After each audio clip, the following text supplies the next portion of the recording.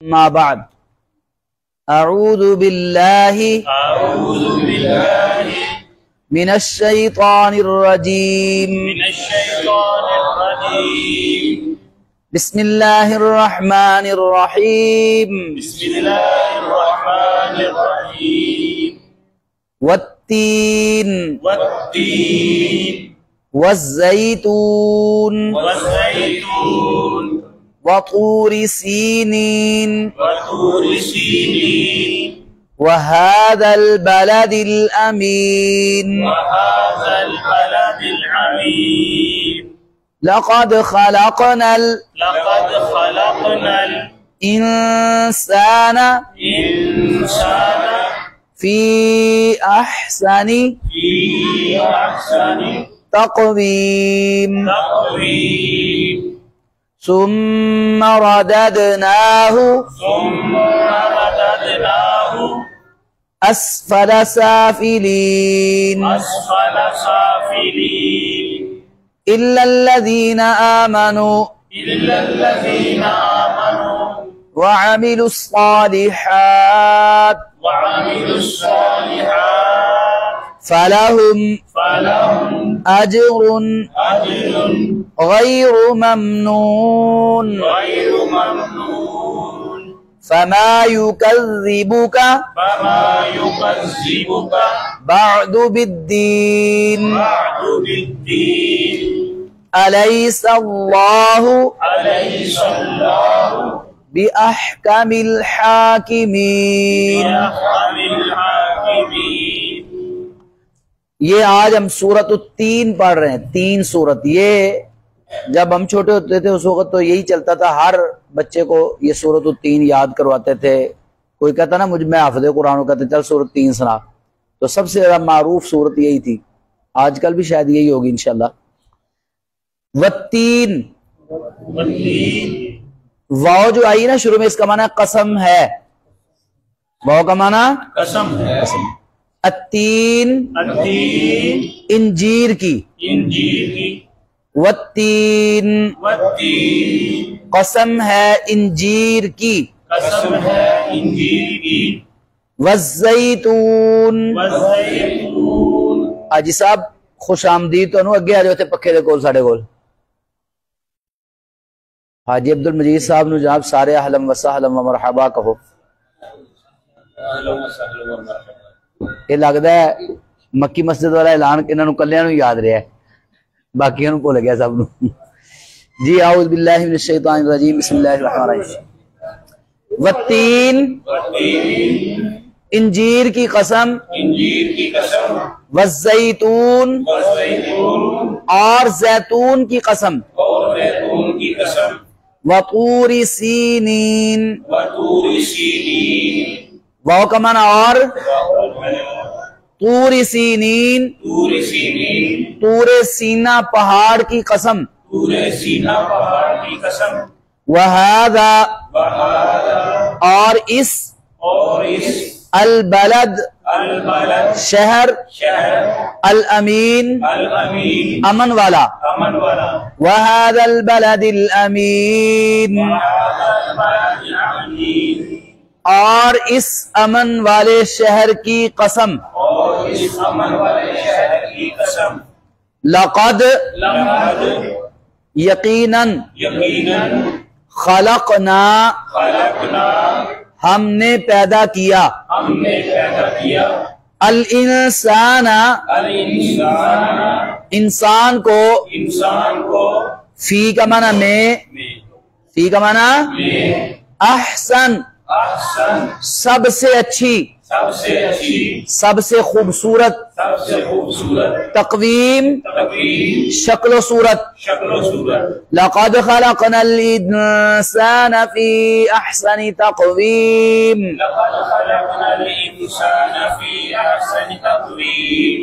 بے شک ہم نے انسان کو سب سے خوبصورت شکل میں پیدا کیا، ثم پھر رددناہ،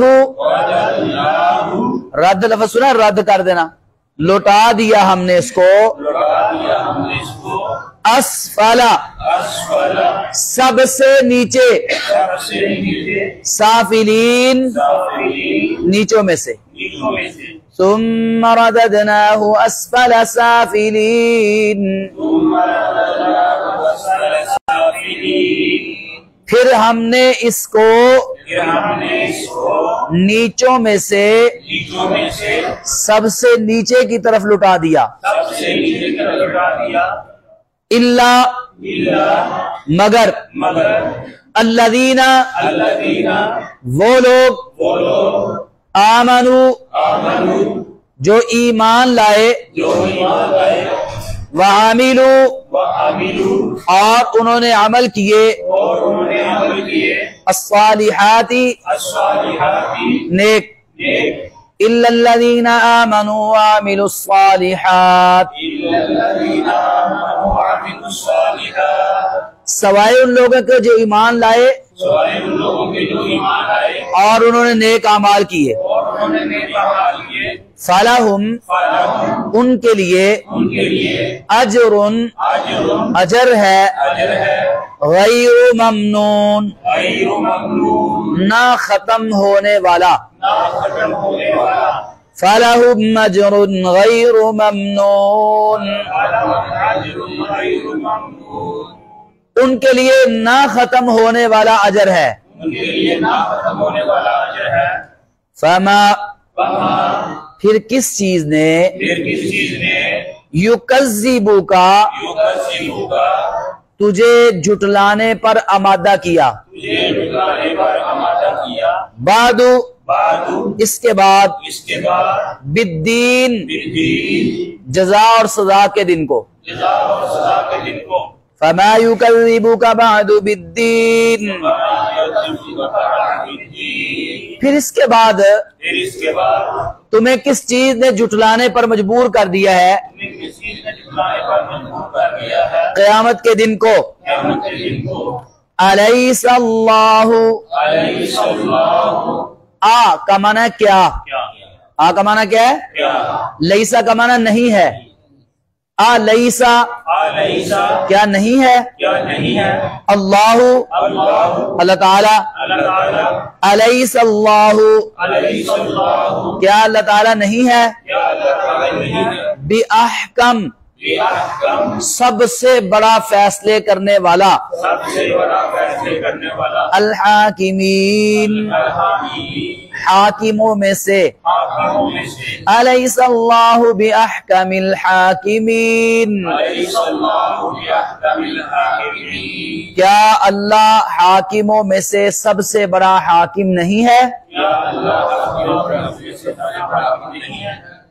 تو ہم کہتے ہیں یقیناً اللہ سے بڑا کوئی حاکم نہیں ہے، اللہ ہی سب سے بڑا ہے۔ جی یہ ہے سورۃ التین، پہلی جو آیت مبارکہ ہے والتین، اس میں سے اس کا نام لیا گیا التین، ٹھیک ہے جی۔ اور تین جو ہے نا بڑا معروف پھل ہے، جس کو ہم اردو زبان میں انجیر کہتے ہیں۔ انجیر آپ نے دیکھی ہوگی، ہمارے ہاں تو خشک ہی ملتی ہے، وہ پٹھانا نے پروئی ہوندی ہے رسی وچ، تو تازہ بھی کشمیر میں ملتی ہے، کھانے کا اتفاق ہوا وہاں پر، اور بہت عمدہ پھل ہے، جنت کا پھل ہے۔ والزیتون اور زیتون، ہمارے ہاں تو زیادہ تر ہمیں زیتون کا مطلب تیل ہی سمجھ آتا ہے نا، زیتون کا تیل ہی دیکھا ہوا، وہ بھی ایک نمبر نہیں ملتا۔ تو زیتون بھی ایک درخت کے پھل کا نام ہے، درخت کو بھی کہتے ہیں، اس کے پھل کو بھی کہتے ہیں، پھل بھی استعمال ہوتا ہے اور اس کا تیل نکال کر بھی استعمال ہوتا ہے، اس کی قسم اٹھائی اللہ تعالی نے۔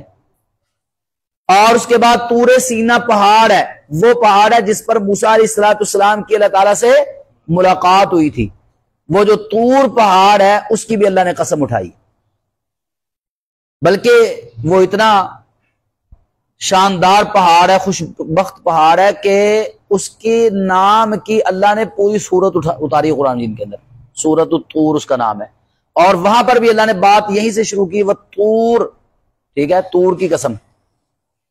اور اس کے بعد اللہ تعالیٰ نے چوتھی قسم اٹھائی ہے، وَهَذَا الْبَلَدِ الْأَمِينَ، اس امن والے شہر کی قسم، یہ اس امن والا کون سا شہر ہے؟ مکہ المکرمہ، جہاں محمد الرسول اللہ صلی اللہ علیہ وسلم پر قرآن نازل ہونا شروع ہوا۔ بعض علماء کہتے ہیں یہ 4 قسمیں ہیں۔ کتنی قسمیں ہیں؟ 4۔ بعض علماء کہتے ہیں یہاں پر 5 قسمیں ہیں۔ 5ویں قسم کون سی ہے؟ آگے جو ہے نا لقد، لام زبر لا کا معنی ہوتا ہے ضرور، ٹھیک ہے، تاکید کے لیے آتا ہے، اس کو لام تاکید کہتے ہیں۔ اور قد کا معنی بھی ہوتا ہے ضرور، بے شک، بلا شبہ، یقیناً، یہ بھی تحقیق اور تاکید کے لیے آتا ہے۔ تو جب 2 تاکیدیں ایک جگہ پر اکٹھی ہو جائیں تو علماء لکھتے ہیں کہ اس کا معنی بھی ہوتا ہے قسم ہے۔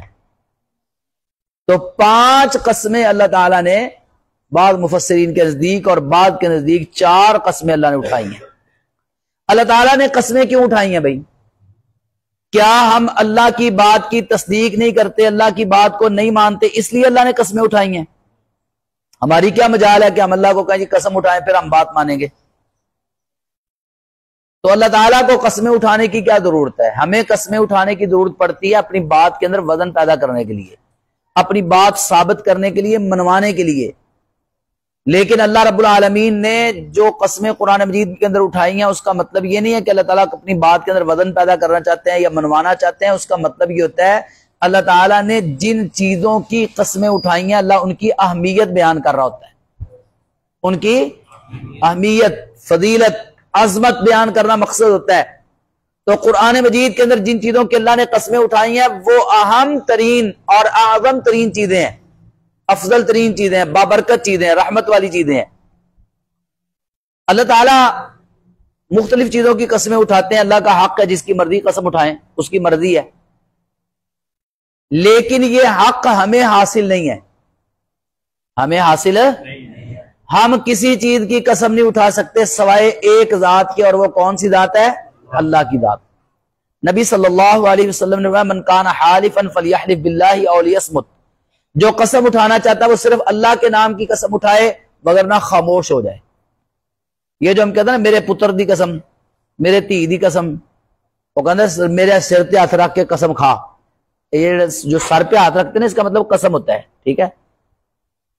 اور جی اے میرے سامنے رزق پہ ہے جی، روٹی کھانے پہ ہیں، وہ رزق کی قسم اٹھا رہا ہوتا ہے، ٹھیک ہے نا۔ اللہ نبی کی قسم، نبی صلی اللہ علیہ وسلم کی قسم اٹھانا، اپنے والدین کے نام کی قسم اٹھانا، یہ تمام قسمیں غیر شرعی ہیں۔ اللہ کے علاوہ کسی اور ہستی، شخصیت، ذات، چیز کی قسم نہیں اٹھا سکتے۔ ایک قسم کے بارے میں علماء نے اجازت دی ہے، وہ ہے قرآن مجید۔ یہ قرآن کی آپ قسم اٹھا سکتے ہیں، اس کی وجہ یہ ہے کہ قرآن اللہ کا کلام ہے۔ تو جو کلام ہوتا ہے نا، کلام تو وہ ذات کا حصہ ہوتا ہے، یعنی ذات میں سے نکلا ہوا ہے نا، تو ذات کا حصہ ہوا، اس وجہ سے زیادہ آپ قرآن کی قسم اٹھا سکتے ہیں۔ لیکن یہ جو ہمارے یہاں معیار بنا ہوا نا، چل چوک قرآن، کوئی بات ہوئی چل چوک قرآن، وہ کوئی پینڈو سی نا جنہوں پتہ نہیں سی قرآن کنوں کہندے نے، تو انہوں کسی نے کہا چوک قرآن، وہ بڑا ڈر گیا، پتہ نہیں کی چیز ہوتی بھاری جڑی چکی نہیں جانی، کہتا ہے پہلے مجھے دکھاؤ، تو انہوں نے جا کے یہ دکھایا بھی یہ قرآن جی کہتا ہے یہ ہو 10 چکوال ہے۔ مقصد ان کے نزدیک قرآن کی یہ اہمیت ہے، نعوذ باللہ۔ اور جتنے لوگ قسمیں اٹھاتے ہیں قرآن مجید کی، آج کل ہم دیکھتے ہیں بہت سارے لوگ جھوٹی قسمیں اٹھا رہے ہوتے ہیں، حالانکہ جھوٹی قسم اٹھانا کبیرہ گناہوں میں شامل ہے اور بہت بڑا جرم ہے۔ اور لڑائی ہو گئی، کوئی مسئلہ بن گیا، پیسوں کا مسئلہ بن جائے اکثر، تو کیا کہتے ہیں اچھا میں قرآن تے رکھ لینا تو چک لے۔ اور جو قرآن کو سمجھتے نہیں ہیں، قرآن پر عمل نہیں کرتے، انہوں نے کی پا رہا ہے قرآن جی تو چک لیندے اگلے۔ میں نے خود اپنی آنکھوں سے دیکھا ہے ایسے معاملات، کیسز، پتہ ہوتا بندہ جھوٹا ہے، صرف پیسوں کی خاطر کہتے میں قرآن تے رکھنا چک لیندے۔ اب آپ کیا کریں گے؟ وہ اٹھا لے گا تو مطلب ہے قرآن مجید اس کام کے لیے نہیں ہے کہ آپ سر پہ اٹھا لیں، آپ جناب مسجد میں آ کے کہیں جی پیسے قرآن پہ رکھتا ہوں، آپ اٹھا لیں۔ اور جس کے دل میں چور ہے، ڈاکو ہے، جس نے آپ کا مال کھانا ہے نا حرام، اس کو قرآن مجید کی کوئی پرواہ نہیں۔ اور جس نے نہیں کھانا نا، آپ اس کو قرآن نہ بھی اٹھوائیں گے یا قرآن مجید پہ بھی نہیں رکھیں گے، تب بھی انشاءاللہ وہ آپ کا مال نہیں کھائے گا۔ اللہ کا ڈر ہوگا نا تو سب کچھ ٹھیک ہے، جب اللہ کا ڈر نہیں ہوتا تو پھر کسی کی کوئی پرواہ نہیں کسی کو۔ تو اس لیے آپ نے یاد رکھنا ہے ہمیشہ ایسی باتوں میں آپ نے قرآن مجید کو درمیان میں لانا نہیں ہے، اللہ کا ڈر لے کے آئیں درمیان میں۔ جو اللہ سے ڈر رہے ٹھیک ہے، نہیں ڈرے گا تو آپ وہ اگر آپ پر کسی حق کا دعویٰ کرتا ہے آپ حق دے دیں، یہاں پر نہیں فیصلہ ہوگا تو انشاءاللہ قیامت والدن اللہ فیصلے کر دے گا۔ یہاں کے فیصلے آسان ہیں، کوئی کسی کا مال کھا گیا تو قیامت والدن دینا مشکل ہے، اور اللہ نے دیے بغیر جان نہیں چھوڑنی۔ اللہ نے کہا پہلے فیصلے کرو یہاں پر، پھر آگے جانے دیں گے۔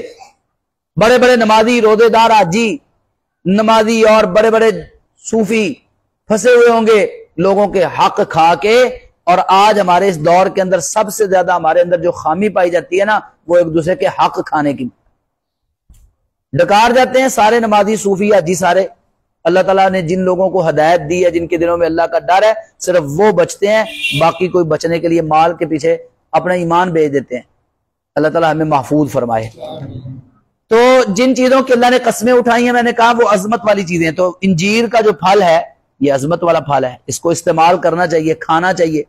بہت ساری بیماریوں میں انجیر کا پھل آپ استعمال کریں، رات کو 7 دانے پانی کے اندر بھگو دیں اور صبح اس کو خالی پیٹ کھائیں، تو یہ بہت ساری بیماریوں کا علاج ہے۔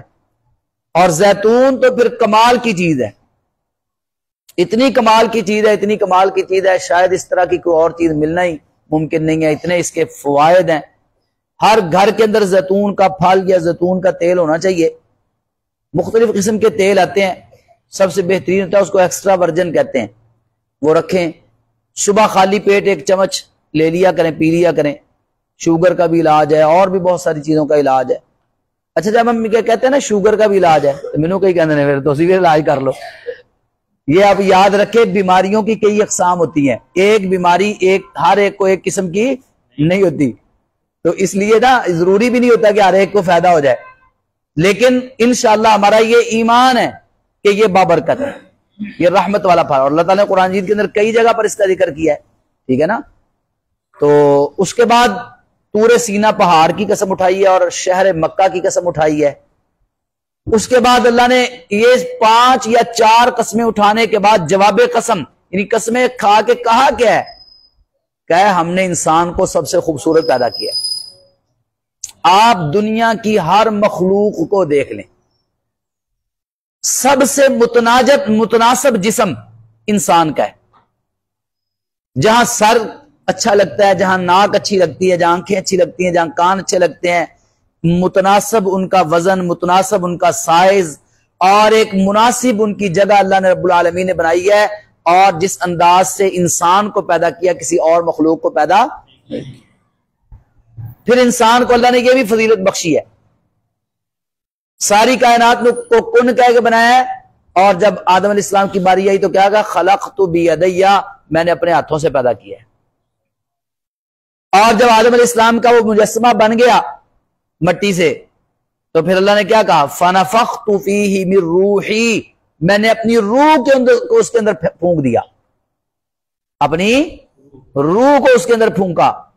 اور صحیح مسلم کی حدیث ہے، رسول اللہ صلی اللہ علیہ وسلم آیا، اللہ نے آدم کے چہرے کو اپنے چہرے کے مطابق بنایا ہے۔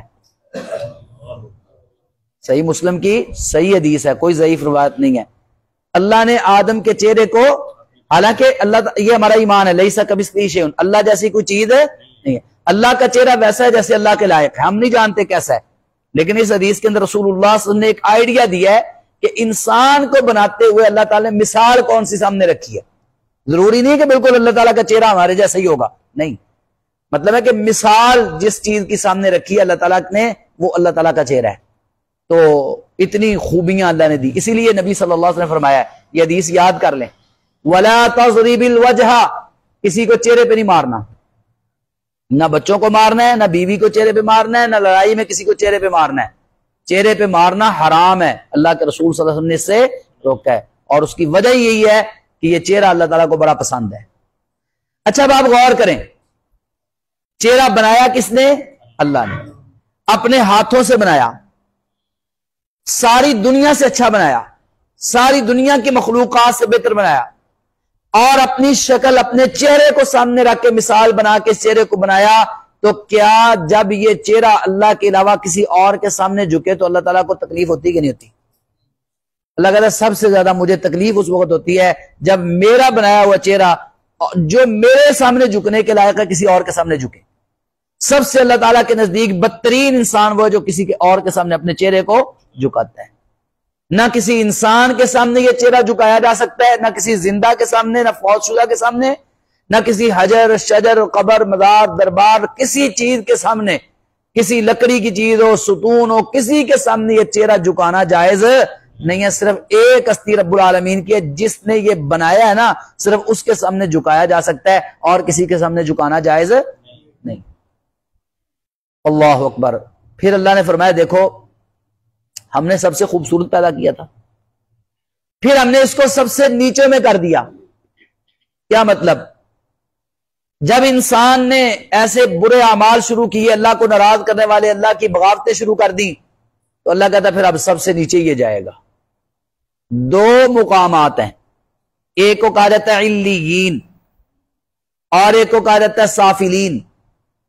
علیین وہ مقام ہے جہاں پر نیک لوگوں کی روحوں کو لے کے جایا جاتا ہے، اور سافلین وہ مقام ہے اسفل سافلین جو زمین کی تہوں کے اندر سب سے نیچے ہے، جہاں بد لوگوں کی روحوں کو لے کے جایا جاتا ہے۔ اور اللہ تعالیٰ نے یہاں پر تو پہلے تو یہ بات پوری کر دی نا کہ سب کو ہی ہم نے نیچوں میں سے نیچا کر دیا، یعنی سب ہی خراب ہو گئے، سب ہی بگڑ گئے، سب کے کرتوت اچھے نہ رہے۔ پھر آگے وضاحت کر دی کہ نہیں، سب نہیں، الا الذین آمنوا وعملوا الصالحات۔ یہ وہی بات ہے جو سورۃ العصر میں اللہ تعالیٰ نے فرمائی نا، ان الانسان لفی خسر، سارے انسان ہی نقصان میں ہے۔ پھر ساتھ کیا کہا؟ الا الذین آمنوا، وہی بات یہاں پر ہے، سارے ہی نیچے چلے گئے، لیکن وہ لوگ جو ایمان لائے اور جنہوں نے نیک اعمال کیے وہ نیچے نہیں گئے، ان کو اوپر لے کے جانا ہے، ان کو عزتیں، ان کو رفتیں، ان کو بلندیاں، ان کو شان، ان کو مقام ملے گا، اور ایسا مقام فلہم اجر غیر ممنون، ایسا اجر جو کبھی ختم ہونے والا۔ یہ شان پتہ ہے کس کی ہے؟ فلہم اجر غیر ممنون۔ اللہ نے کس کے بارے میں کہا ہے؟ قرآن پڑھیں، نون والقلم وما یسطرون ما انت بنعمت ربک بمجنون وان لک لاجرا غیر ممنون۔ محبوب ہم نے آپ کے لیے ایسا اجر تیار کیا ہے جو نہ شمار ہو سکتا ہے اور نہ ختم ہو سکتا ہے۔ اللہ نے کہا جو میرے نبی کی سنت کے مطابق چلیں گے نا، جن کی نمازیں سنت کے مطابق، جن کا اٹھنا بیٹھنا سنت کے مطابق، جن کا چلنا پھرنا سنت کے مطابق، جو رسول اللہ صلی اللہ علیہ وسلم کی طرح نیک اعمال کریں گے، ایمان لے کے آئیں گے، ان کو بھی ہم ایسا اجر دیں گے جو کبھی ختم نہیں ہوگا۔ اور اللہ رب العالمین یہ سارا کچھ بیان کر کے کہتے ہیں میرے بندیا اتنی باتیں سمجھانے کے بعد مجھے بتا تجھے کس چیز نے آمادہ کر دیا، مجبور کر دیا کہ تو قیامت کے دن کو جھٹلا رہا ہے؟ فما یکذبک بعد بالدین، کیوں جھٹلا رہا ہے؟ کس نے تجھے مجبور کیا ہے؟ کس نے تمہیں کہا ہے کہ تو جھٹلا قیامت کے دن کو؟ تمہیں اپنے رب پر یقین نہیں ہے؟ اللہ تعالیٰ نے تمہیں جو انعامات دینے ہیں، جو بدلے دینے ہیں تمہارے نیک اعمال کے قیامت والے دن اور جنت کی صورت ملا، اس پہ یقین نہیں ہے؟ چونکہ مشرکین مکہ قیامت کو نہیں مانتے تھے، وہ قیامت کو وہ کہتے تھے قیامت قیامت کوئی نہیں ہے۔ کئی آیات میں اللہ تعالیٰ نے ان کا عقیدہ بیان کیا، اذا متنا وکننا ترابا وعظاما، جب ہم مر گئے مٹی میں شامل ہو گئے اور ہماری ہڈیاں بھی گل سڑ گئی، پھر ہمیں کیسے اٹھایا جائے گا؟ بلکہ ایک تو سورہ یاسین کے اندر اللہ تعالیٰ نے واقعہ بیان کیا نا، وضرب لنا مثلا ونسی خلقہ، ایک بندہ ایک ہڈی لے کے آیا، بالکل وہ بسیدہ تھی، ہوا چلتی تو وہ پنجابی کہتے پور رہی سی، ہتھلائیں پور دی سی۔ تو اللہ رب العالمین نے کہا کہ یہ کہتا ہے من یحیی العظام، کون اس ہڈی کو زندہ کر سکتا ہے؟ تو اللہ نے کیا جواب دیا ہے؟ قل یحییھا الذی انشأھا اول مرہ، آپ اس کو کہہ دیجئے کہ جس نے اس کو پہلی بار پیدا کیا تھا نا وہ اس کو دوبارہ زندہ کرے گا۔ پہلی بار پیدا کرنا مشکل ہے کہ دوبارہ پیدا کرنا مشکل ہے؟ پہلی بار مشکل ہے، پہلی بار کوئی مثال نہیں تھی، اللہ نے بنایا، کوئی ہمارا نام و نشان نہیں تھا، اللہ نے ہمیں بنایا۔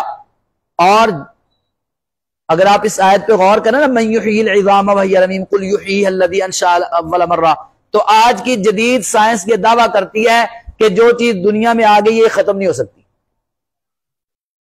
جو بھی چیز دنیا میں موجود ہے نا یہ کبھی ختم نہیں ہوگی۔ مثال کے طور پر کہتے ہیں لکڑی ہے نا، آپ نے جلا دی تو کیا لکڑی جلنے سے ختم ہو جاتی ہے؟ نہیں. شکل تبدیل ہوتی ہے، کوئی چیز ختم نہیں ہوتی. وہ کوئلہ بن جائے گی، راکھ بن جائے گی. آپ پٹرول گاڑی کے اندر ڈالتے ہیں، وہ جل جاتا ہے، جل کے وہ دھواں بن کے وہ فضا کے اندر تحلیل ہو جاتا ہے، فضا کے اندر رہتا ہے، وہ ختم نہیں ہوتا، اس کی شکل تبدیل ہو جاتی ہے. آج کی جدید سائنس کا دعویٰ ہے. تو یہ جو آیت ہے نا قُلْ يُحْيِيهَا الَّذِي أَنشَأَهَا أَوَّلَ مَرَّةٍ، اس میں اللہ تعالیٰ نے یہ بات بیان کی ہے کہ جب ایک بار ہم نے تمہیں پیدا کر دیا اب تم ختم نہیں ہو، تمہاری شکل چینج ہو جائے گی، مٹی میں مل کے مٹی ہو جاؤ گے، لیکن وہ تمہارا نام و نشان، وہ مٹی تمہارے جسم کی پڑی رہے گی. ہم اسی کو دوبارہ کھڑا کریں گے، ادھر تمہیں اٹھا کے زندہ کر کے اپنے سامنے کھڑا کر لیں گے. تو جس نے پہلی بار پیدا کیا وہی دوبارہ پیدا کرے گا. تو فما یکذبک بعد بالدین، کیسے جھٹلا سکتے ہو تم بھی اس کو قیامت کے دن کو. الیس اللہ بأحکم الحاکمین، کیا اللہ سارے حاکموں میں سے بڑا حاکم نہیں ہے؟ کیا اس نے فیصلے نہیں کرنے؟ اللہ کی قسم اگر قیامت نہ آنی ہوتی نا تو یہ دنیا میں پھر ظلم ہی تھا. آج ہم دنیا میں دیکھتے ہیں بہت سارے لوگ ظلم کیے جا رہے ہیں، قتل کرتے ہیں، ڈکیتیاں کرتے ہیں، اور پوری زندگی ان پر کوئی نہ اللہ کی طرف سے عذاب آتا ہے نہ ان کی کوئی پکڑ ہوتی ہے، وہ ایسی دنیا سے چل جاتے ہیں، مر جاتے ہیں. اور بہت سارے لوگ ساری زندگی سسک کے تڑپ کے ظلم سہ کے مر جاتے ہیں، ان کو کوئی بدلہ نہیں ملتا. تو کب ملے گا؟ وہ قیامت کو ملے گا. ویسے تو اللہ تعالیٰ کا یہ قانون ہے، دنیا کے اندر ہی اللہ تعالیٰ بدلے دے دیتا ہے. اچھائی کا بدلہ بھی آپ کو دنیا میں ملے گا انشاءاللہ، اور جو برائی کریں گے اس کی بھی سزا دنیا کے اندر بھی ملے گی. لیکن اگر بالفرض کوئی بچ جائے تو کب تک بچے گا؟ جب تک قیامت نہیں آ جاتی. قیامت کے بعد اللہ کہتے ہیں ہم نے پورے حساب کتاب کرنے ہیں اور پھر بدلے دینے ہیں، اور جنہوں نے نیک اعمال کیے ان کو جزا دینی ہے اور برے لوگوں کو سزا دینی ہے. اللہ تعالی ہمیں قیامت کی تیاری کی توفیق عطا فرمائے. دوبارہ ایک بار پڑھ لیں جی. بسم اللہ الرحمن الرحیم. والتین والزیتون، انجیر کی قسم اور زیتون کی قسم. وطور سینین، اور طور سینا کی قسم. وہذا البلد الامین، اور اس امن والے شہر کی قسم. لقد خلقنا الانسان، بے شک ہم نے انسان کو پیدا کیا ہے. فی احسن تقویم، سب سے اچھی شکل و صورت میں. ثم رددناہ اسفل سافلین، پھر ہم نے اس کو نیچوں میں سے سب سے نیچے کر دیا. الا الذین آمنوا وعملوا الصالحات، مگر وہ لوگ جو ایمان لائے اور انہوں نے نیک اعمال کیے. فَلَهُمْ أَجْرٌ غَيْرُ مَمْنُونَ، ان کے لیے کبھی نہ ختم ہونے والا اجر ہے. یہ آیت بڑی خوبصورت ہے. یہ لفظ پڑھے نا کبھی تو جھوم جایا کریں. وہ نبی صلی اللہ علیہ وسلم آیا کہ میں نے وہ جب آپ گئے نا معراج پہ تو کچھ چیزیں نشانیاں دیکھی، تو ان میں سے ایک نشانی یہ دیکھی کہ کچھ لوگ تھے وہ نا فصل کاٹ رہے تھے، جیسے باغ ہے تو پھل اتار رہے ہیں، تو ابھی تک وہ فصل کاٹ کے اینڈ تک پہنچتے نہیں، پیچھے سے اتنی فصل اور ہو جاتی ہے، پھر وہ واپس آتے پھر شروع ہو جاتے ہیں، پھر وہاں اینڈ تک نہیں پہنچتے اتنی پیچھے سے اور ہو جاتی ہے. چل رہا ہے سلسلہ. میں نے پوچھا یہ کون ہے؟ کہا یہ آپ کی امت کے مجاہد ہیں. اللہ نے مجاہدین کو اتنا اجر دیا ہے جتنا مرضی اکٹھا کر لیں ختم نہیں ہوگا. تو یہ ہم سب کے لیے ہو سکتا ہے انشاءاللہ، ہم سب نیک اعمال کریں تو. فما یکذبک بعد بالدین، اس کے بعد تمہیں قیامت کے دن کو جھٹلانے پہ کس چیز نے آمادہ کیا ہے؟ الیس اللہ بأحکم الحاکمین، کیا اللہ تعالی سارے حاکموں میں سے بڑا حاکم نہیں ہے؟ یہاں پر ایک مسئلہ اور میں عرض کر دوں. بعض لوگ قرآن مجید کی ایسی آیات کا جواب دیتے ہیں، پتہ آپ کو، مثلا یہ آیت پڑھی نا علیہ اللہ بحکم الحاکمین، کبھی آپ جماعت کروا رہے ہیں، امام صاحب تو پیچھے کھڑے ہیں، تو وہ کہتے ہیں اس کا جواب دیتے ہیں، کیا ہے جواب دیتے ہیں پتہ ہے؟ سبحانکا بلا، اور بھی ہیں بلا اتنا بھی کہتے ہیں، یا بلا وانا علی ذالک من الشاہدین بھی کہتے ہیں، ٹھیک ہے۔ ایسے ہی وہ اور بھی کئی صورتیں ہیں جن کے اندر وہ نا اس طرح جواب دیتے ہیں۔ تو یہ جتنی بھی ایسی احادیث ہیں جن کے اندر نماز کے اندر یا بغیر نماز کے آیات کا جواب دینے کی بات ہوئی ہے، ساری ضعیف ہیں، کوئی ایک بھی صحیح حدیث ثابت نہیں ہے۔ ہاں جو چیز ثابت ہے وہ کیا ہے؟ رسول اللہ صلی اللہ علیہ وآلہ وسلم جب رحمت والی آیات سے گزرتے تلاوت کرتے ہوئے تو آپ رک کر اللہ سے رحمت کا سوال کرتے، اور جب آپ عذاب والی آیات سے گزرتے تو آپ رک کر عذاب سے پناہ مانگتے۔ اس سے زیادہ یہ ثابت ہوتا ہے کہ اگر کوئی امام، اللہ کرے کہ سارے ہم قرآن مجید کا ترجمہ سمجھ رہے ہوں، ہمیں آیات سمجھ آ رہی ہوں، تو وہ پڑھتے ہوئے آیات رحمت سے جب گزرے یا الگ پڑھتے ہوئے آیات رحمت سے میں یا آپ گزریں تو وہاں پر رک کر اللہم انی اسألک رحمتک کہہ لیں، یا جو رحمت کا ذکر ہوا اس کا سوال کر لیں، اور ایسے ہی عذاب والی آیت سے گزریں تو اللہم انی اعوذ بک من النار کہہ لیں، جہنم کا تذکرہ ہے تو قبر کا تذکرہ ہے تو عذاب القبر کہہ لیں، ٹھیک ہے۔ اس سے اتنا ثابت ہوتا ہے کہ پڑھنے والا امام ہو یا اکیلا پڑھ رہا ہو تو وہ اتنا جواب خود، یعنی اس پہ اللہ سے رحمت یا عذاب، اللہ کے رحمت کا سوال یا عذاب سے پناہ کا سوال کر سکتا ہے۔ لیکن مقتدیوں کا پیچھے سے اونچی آواز سے جواب دینا یہ آج کل تو ختم ہو گیا نا۔ پہلے یہ جب ہم چھوٹے ہوتے تھے نا، سبح اسم ربک الاعلی جب پڑھتے نا قرآن مجید کے اندر، تو سارے پیچھے مقتدی اونچی آواز سے کہتے سبحان ربی الاعلی، ٹھیک ہے۔ تو یہ سنت سے ثابت نہیں ہے، یعنی صحیح احادیث نہیں ہے، ایسی احادیث ضعیف ہے جن کے اندر یہ باتیں آئی ہیں۔ اللہ تعالیٰ میں قرآن و سنت اور صحیح احادیث پر عمل کی توفیق عطا فرمائے۔ ایک بار سب بھائی اس کو پڑھ لیں، دیکھ لیں، کچھ پوچھنا ہے تو پوچھ لیں۔